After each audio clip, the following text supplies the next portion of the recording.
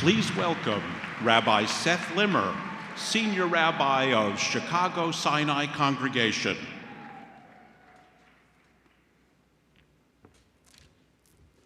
Good evening. I'm going to start out with a little bit of trivia. Since its founding, how many Jewish governors have been elected to lead the state of Illinois? Well, if you guessed 2, you're right. Now, next question. How many of those 2 Jewish governors have led the state of Illinois and been members of Chicago Sinai Congregation? If you guessed 2, you're right again. I'm so honored to stand here this afternoon to introduce Sinai's congregant, our governor, and my friend, J.B. Pritzker. There's a lot I could tell you about the governor's background, but perhaps the most important is that as a Reformed Jew, Governor Pritzker knows that we do not stand idly by. Before he was elected governor, he was a national leader in early childhood education, a cause dear to our hearts. He led the creation of the Illinois Holocaust Museum and Education Center, a nationally recognized institution where hundreds of thousands of students, teachers, police officers, and others learn to fight bigotry and hatred. As governor, he has built the most diverse cabinet and governor's office in Illinois' history, has signed laws to tighten restrictions on gun sales, to ensure people can make decisions about their own reproductive health, to keep transgender students safe at school, to protect undocumented immigrants, and to ban private immigration detention centers here in Illinois. J.B. Pritzker has been a partner to our leaders and the Religious Action Center in Illinois, and our governor knows that working across the aisle with those of different political views is essential to positive change. Please welcome Governor J.B. Pritzker. Wow. This is the largest gathering of Jews I've ever been at. That's not really true, of course. My last family reunion. Thank you very much, Rabbi Limmer. I very much appreciate your friendship and your leadership and your advocacy. I count on Seth not only to lead me as my rabbi in my home synagogue, but also as someone whose friendship I rely upon all the time. I am really honored to recognize another person who I care deeply about, and that's a visionary and my longtime friend, Rabbi David Saperstein.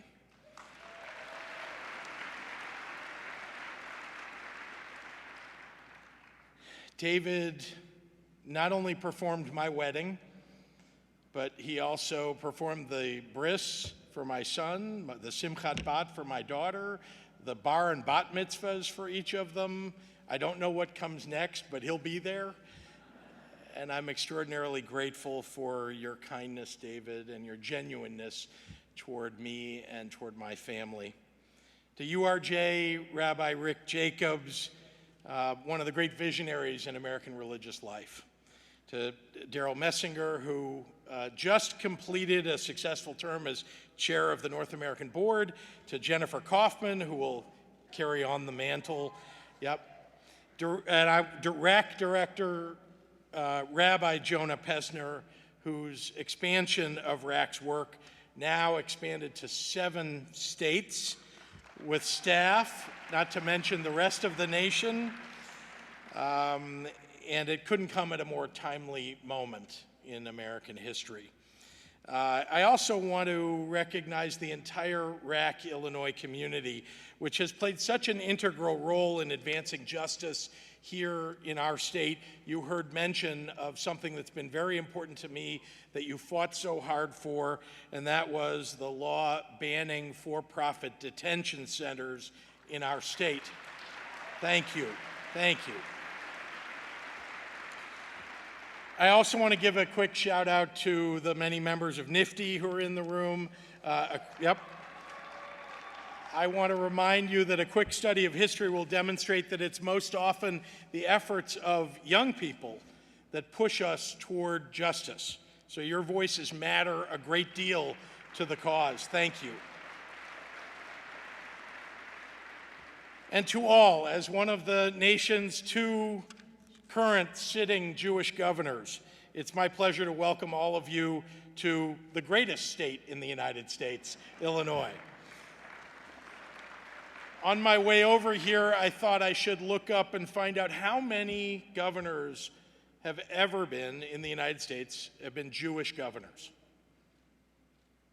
How many do you think that is? I thought not that many. It turns out there have been 26. I think that's a pretty good number.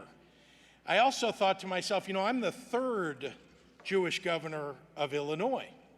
So we have to be the #1 state in the United States for Jewish governors. Except it turns out that's not true either. We're tied for #1 with a state that I would not expect would be tied with us, and that's Oregon. Is anybody here from Oregon? There you are, the one guy from Oregon in the back. Congratulations, you're tied with Illinois, you made it. But I also noticed in Wikipedia that every Jewish governor is listed, including the current Jewish governor of Colorado, a friend of mine, Jared Polis, someone I've known for, coming on 30 years now. But I'm not listed. What happened? My communication staff, is anybody out there? Somebody go on Wikipedia, please.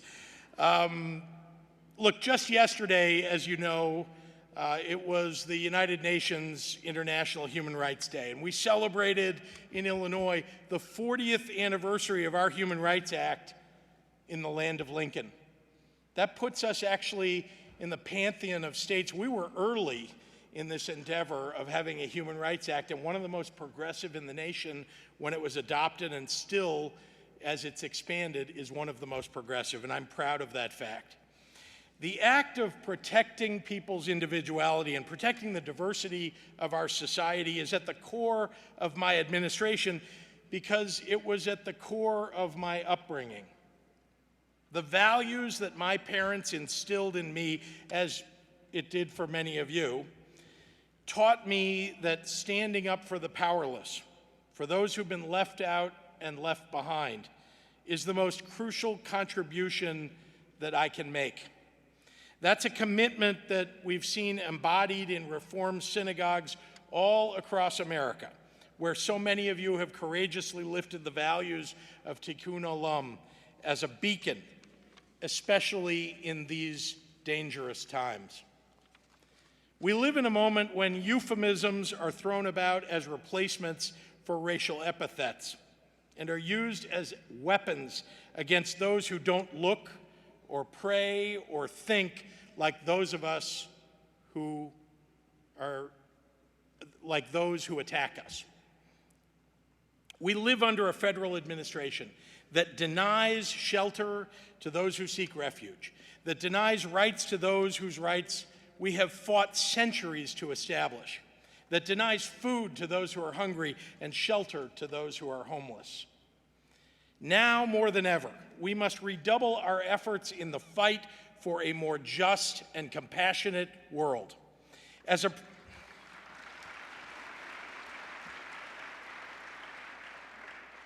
progressive, as a public servant, as a Jew, I am honored to have led the fight for pragmatic, progressive change in Illinois that is lifting up the voices of the oppressed and putting government back on the side of workers and working families.